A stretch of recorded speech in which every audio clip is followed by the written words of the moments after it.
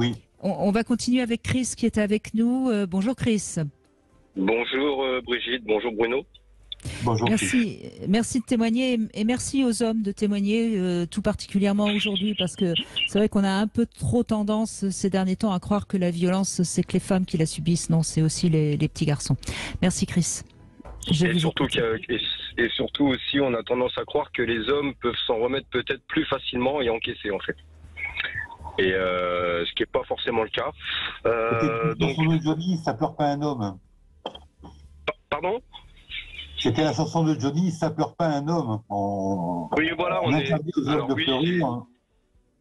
Voilà, j'ai 47 ans, donc j'ai été éduqué un petit peu avec cette vision-là des choses, forcément. Ouais. Bon, je vais essayer de faire rapide. Moi, je suis un enfant de la DAS, donc j'ai été adopté à 6 mois. J'ai été passé par une fenêtre chez l'assistante maternelle. Je me suis retrouvé dans une famille où être assistante maternelle, c'est un business qui se passait de mère en fille. Donc, on était un bon paquet d'enfants. Vous étiez en famille d'accueil, hein? Voilà, tout à fait. J'en ai fait qu'une seule, une famille d'accueil. Donc j'étais avec des filles donc que j'ai considérées comme mes sœurs jusqu'à mes 10 ans où j'ai appris malencontreusement que je ne faisais pas partie de la famille sur un quiproquo, on me l'a annoncé comme ça. Ce qui a déclaré l'échec un peu scolaire, comme disait Loïc, bagarre tout le temps, voilà, mais avec une attention décuplée. Je comprenais tout ce qui se passait autour de moi, mais je foutais le bazar. Donc voilà. J'ai vécu dans la violence tant physique que verbale. Et en fait, je porte ce témoignage parce que moi, j'ai fait preuve de résilience et je pense avoir un peu guéri de tout ça à 47 ans. Je suis passé par sexologue, psychothérapeute, mais de mon propre choix, un peu comme Loïc. Moi, j'y suis allé après les échecs de mariage, j'ai été marié 4 fois. Au bout du 2e, je me suis dit, bon, ça peut être toujours le conjoint, mais au bout de 2 de suite, on va se poser la question. Donc, je suis allé consulter une psychothérapeute. Parce que j'arrivais plus trop à faire le point sur en fait j'arrivais plus à relier vous savez les jeux où il y a un veau, une vache, un poussin, voilà, j'arrivais plus à faire le point sur moi et j'avais besoin de savoir qui j'étais en fait. Donc donc à 30 ans, je suis allé voir une psychothérapeute, à savoir que quand je vous parle de violence, c'est voilà, je vous donne un exemple, voilà, pour pas avoir voulu manger du gras de jambon bien épais, je me suis fait savater en dessous d'une table devant toute la table quoi. En fait, on était tous, voilà, c'était des choses de ce genre-là. Il y avait de l'abus sexuel sur les filles qui étaient avec moi. Moi, j'ai juste eu la chance d'être un garçon et que le beau-père n'était pas attiré par les petits garçons. Mais vous avez vu ces violences que subissaient vos sœurs, enfin vos sœurs entre guillemets. Alors c'était tellement bien agencé que je l'ai pas vu, il a fallu qu'elle me le dise. J'étais très complice avec l'une d'elles parce qu'on était une famille, lui a ramené ses propres filles et il y en avait une d'entre elles avec qui j'ai été élevé depuis petit quand je suis arrivé à 6 mois, qui était une belle fille, qui était bien formée. Donc et il y avait tout un système en fait le matin. Moi je prenais ça comme le fait que j'étais le garçon de la famille, j'étais le seul garçon et que voilà, on me levait pas le matin pour aller sortir les chiens, alors que si on levait les filles le matin à 5 heures du matin pour sortir les chiens, c'est parce que le beau-père travaillait dans les travaux publics et il abusait des filles le matin. Ouais. Ou alors, et vous avez quel âge quand elle vous dit ça? J'ai 15 ans. Oui. Donc j'imagine ça doit déclencher une poussée de haine vis-à-vis de ce beau-père. De haine et de culpabilité parce qu'on est là, on vit le truc. Et on est jeune, on est petit et on prend les choses comme elles viennent. Comme je vous dis, moi je suis le seul garçon de la famille. Je me dis que bon voilà, c'est comme ça, comme disait Bruno. Voilà, les garçons ne pleurent pas. Bon le garçon, c'est les filles qui font, c'est pas le garçon, tout ça.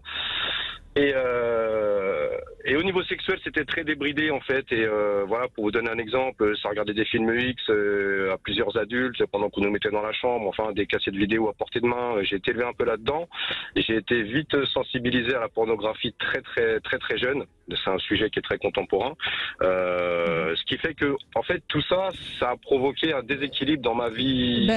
Chris, je suis désolée, mais je vais le dire clairement. Un enfant qui voit des films pornographiques qu'un adulte est en train de visionner, c'est un abus, c'est un traumatisme sexuel. Si vous aviez 10-12 ans et que vous étiez obligé de voir des vidéos X parce que le beau-père les regarde, c'est un abus sexuel. C'est un traumatisme. Alors non, on le regardait pas avec eux. C'est-à-dire que nous, on savait qu'ils regardaient ça en groupe. Mais nous, on était dans Oui. notre chambre, tranquillement. Voilà, c'était D'accord, très mais débridé. d'accord. Mais vous entendiez des gémissements, des choses Voilà. que vous n'aviez pas à entendre. Hein. On est d'accord, Bruno Et, Ponsard. Hein. Oui, oui, bien sûr. et par rapport à ça, a suivi, bien sûr, comme les auditeurs, bien sûr, le rabaissement de soi, qui emmène le manque d'amour-propre et le manque de confiance en soi en grandissant, qui fait que il a fallu faire preuve de beaucoup de résilience, en fait, et d'en apprendre beaucoup sur moi-même. Et en fait, le témoignage que je fais là, c'est plus pour encourager les gens que j'ai pu écouter aujourd'hui. Je vous écoute toujours, Brigitte, et on s'est parlé il y a des années, hein, mais c'était pour des choses beaucoup plus ludiques sur une chaîne concurrente. Votre assistante m'appelait pour raconter mes histoires de week-end dans le libertinage, parce que j'ai beaucoup été dans le libertinage à l'époque. Donc voilà. D'accord. Donc là aujourd'hui, voilà. Oui, aujourd'hui Mais, aujourd'hui vous avez plutôt envie d'évoquer justement votre résilience. Alors vous restez avec nous et vous allez nous dire, parce que ça peut intéresser certaines personnes qui malheureusement sont encore très blessées, qu'est-ce que vous avez pu faire, comment vous vous êtes remis de tout ça. On se retrouve dans un instant. Cam4.fr, le plus grand site de webcam live réservé aux adultes. 14h-16h, Brigitte Lahaie, Sud Radio. C'est toujours avec Bruno Ponsard que nous évoquons les violences intrafamiliales et on va terminer par une note d'espoir justement grâce à Chris qui témoigne. Alors Chris, famille d'accueil, bon, on sait Bruno Ponsard aussi, hein, tout ce qu'il y aurait à dire sur les familles d'accueil. Hein. Oui, on a eu une émission récemment sur la télévision où on voit qu'il y a des carences et moi je faisais juste part de ma surprise qu'on vous ait pas expliqué que vous étiez en famille d'accueil et que vous ayez appris sur le tard qu'en fait vous n'étiez pas un enfant à part entière. En tout cas, vous n'étiez pas avec un papa et une maman, mais avec des accueillants. Et bien sûr que pour un enfant, c'est un traumatisme d'apprendre ça comme ça, brutalement.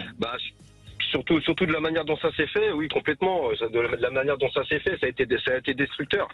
Après, il y a aussi l'aspect, j'ai assisté à des scènes de violence extrêmes sous l'alcool des deux beaux-pères que j'ai pu avoir, parce qu'il y en avait un. Moi, quand je suis arrivé, elle était ma nourrice était déjà mariée avec quelqu'un avec qui elle avait des enfants, des grands enfants, et donc j'ai assisté à des scènes de violence, mais il m'est jamais rien arrivé. J'ai toujours eu la compassion des gens. Je sais pas comment vous expliquer. J'ai jamais été abusé, donc c'est pour ça que moi sur la résilience, n'ayant jamais été abusé, c'est quelque chose dont je peux pas parler. Voilà. Maintenant, dans le cadre de la résilience, j'ai 47 ans. Je vais dire que j'ai commencé à être vraiment apaisé à partir de, 44 ans. Voilà. À un moment donné, j'en ai appris plus sur moi, quel type d'homme j'étais. J'ai découvert que j'étais un mâle sigma, ce qui m'a permis de voir de passer mes faiblesses en qualité, parce qu'il y a ce manque d'amour-propre qu'on véhicule pendant des années. Il y en a beaucoup de gens qui sont aussi HPE ou HPI qui ne le savent pas et qui devraient peut-être aussi faire des tests pour le savoir. Toutes ces choses-là qu'on apprend sur soi, ça aide à avancer et surtout de me dire, je me suis dit, voilà, tout ce qui m'est arrivé, c'est arrivé. Maintenant, il faut le passer en positif. Je me suis retrouvé à 17 ans, à un contrat jeune majeur, à avoir un appartement. J'ai bossé dans les marchés à partir de 9 ans pour m'assumer parce que l'argent de poche qu'on avait, ils le prenaient pour eux et nous on était habillés chez Emmaüs. Ça, je l'ai appris bien plus tard après. Quand les assistantes sociales venaient, on était habillés tout beau, tout neuf, bien coiffés, on mettait tout en avant à la vitrine et dès qu'ils partaient, c'était reparti. Mais voilà, c'est comment dire, d'arriver à passer ce qui est pas évident parce que, encore une fois, j'ai pas été abusé, mais c'est d'essayer de passer en positif.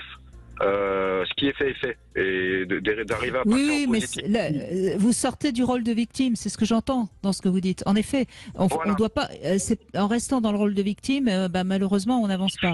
Et à un moment donné, c'est passé. Et qu'est-ce que j'en fais et comment je vais vers l'avenir, bien sûr. En fait, il faudrait que mon passé ne devienne pas un passif. Ouais. C'est quand on purge tout ça. C'est ça la résilience. C'est de ne pas continuer à penser que je dois continuer à rester dans cette espèce d'autoprophétie, de violence ou de tromperie ou même la violence vue, parce que la violence, vous avez raison, on peut ne pas être abusé, mais être, vous voyez, quand vous parlez des films porno devant vous, trucs. Oui, on est témoin. C'est aussi une forme de violence. C'est aussi une forme de violence. Et surtout aussi, j'avoue aussi, je l'ai jamais fait, comme disait Loïc tout à l'heure, j'ai jamais levé la main sur qui que ce soit, mais d'avoir vu la gestion par la violence à outrance vraiment des règlements sous l'alcool, des règlements des différents de couples que j'ai pu voir petits. J'avais des tendances. J'étais à la boxe très tôt, j'ai performé dans ce domaine-là, mais j'avoue que ça, voilà. Et pour Loïc a donné il y a des droits d'auteur, mais il a parlé un petit peu d'un rappeur. Et moi, la phrase que je dans le côté résilience, c'est Oxmo Puccino qui dit: on ne guérit jamais des blessures de son enfance. Sa chanson L'enfant seul, elle est vraiment, voilà, pour moi, elle veut tout dire. Et quand on a compris ça, pas qu'on guérit pas, mais ça reste là. Donc, à un moment donné, il faut se prouver qu'on peut faire des choses. Voilà, on cicatrise. Je crois que c'est important quand même de comprendre qu'on cicatrise. Mais on garde. Donné, oui, mais il faut forcer. Il faut y travailler. Voilà, c'est ça, il faut y travailler. Faut y travailler. Et il faut pas avoir peur d'aller voir une psy, un psychothérapeute, trouver quelqu'un avec qui on peut bien, parce que bon, il y a des psys avec qui on va pouvoir mieux travailler que d'autres. Il faut vraiment, voilà, essayer d'aller voir, parler, et voilà quoi. Donc moi, ça m'a fait du bien. J'avais aussi des approximations, comment dire. Et je me permettrais, Chris, je me permettrais aussi de dire quelque chose parce que vous avez parlé de du libertinage. Je trouve aussi qu'on ne dit pas assez que la sexualité, ça peut aussi aider à se sentir mieux, à avoir une meilleure estime de soi. Il faut aussi, vous voyez, c'est pas la solution miraculeuse, hein, mais je pense que vous avez certainement aussi, par une sexualité assez débridée, assez riche, peut-être que ça vous a aidé aussi, non? Ouais, alors ça m'a aidé aussi, mais alors j'avais une grande facilité hors libertinage ou libertinage à avoir des rapports avec les femmes, vraiment ne serait-ce que sexuel. Mais aujourd'hui, pour être avec quelqu'un depuis ma plus grande relation, elle a duré 8 ans. J'en suis à mon 4e mariage. Aujourd'hui, je suis avec quelqu'un depuis 2 ans et demi. J'ai du mal à passer. En fait, il y a des choses voilà, j'ai du mal à passer. J'ai du mal à ce qu'on m'aime. Vous voyez ce que je veux dire? Mais je parlais pas d'amour, je parlais de sexualité, hein, Chris. Voilà, dans la sexualité. C'est pas la même chose. Voilà, mais c'est pour ça quand quelqu'un veut trop passer sur le côté un petit peu amour, machin, tendresse. Voilà, au secours. Voilà, non mais c'est. Voilà, et c'est ça le truc, c'est compliqué en fait, ça, ce côté-là. Et je voudrais passer un message aussi aux personnes qui, comment dire, qui sont avec des gens qui ont eu des passés un petit peu tumultueux comme ça, tout ça, qui ont été ou adoptés ou qui n'ont pas eu de mère digne de ce nom ou de père ou tout ça. Parce que moi, ça me dérange vraiment, ça m'a dérangé, qu'ils essayent pas de réparer ce qui a été fait. De prendre la place de la mère ou du père ou de ce qu'on n'a pas eu. Parce que pas de sauveur. Voilà, ce côté sauveur, en fait, ça nous met mal à l'aise. Et ça, moi, enfin, personnellement, je parle pour moi, ça me met mal à l'aise. Et en fait, je le dis maintenant, mais voilà, n'essaye pas de régler. Non, mais vous avez raison, parce que de toute façon, les sauveurs, c'est les thérapeutes, c'est des aides extérieures au couple. Et de toute façon, ça crée une dépendance si on se retrouve avec un sauveur. Et c'est ce qui ne devait pas vous plaire quand vous étiez avec quelqu'un qui essayait de vous sauver. Exactement, et voilà, donc voilà, je voulais passer ce message à tout le monde et dire que voilà, les choses peuvent se régler et que. Mais vous avez encore du chemin à faire et vous allez le faire, Chris. Vous êtes sur vous savez, c'est ce que je dis souvent. L'important, c'est de commencer le chemin. Après, on met le temps qu'il faut. Ça n'a pas d'importance. Bruno Ponsard, vous en avez parlé du temps qu'il faut. Mais ce qui est important, c'est de commencer le chemin. Et après, ça met le temps qu'il faut. Merci, Chris. Bruno.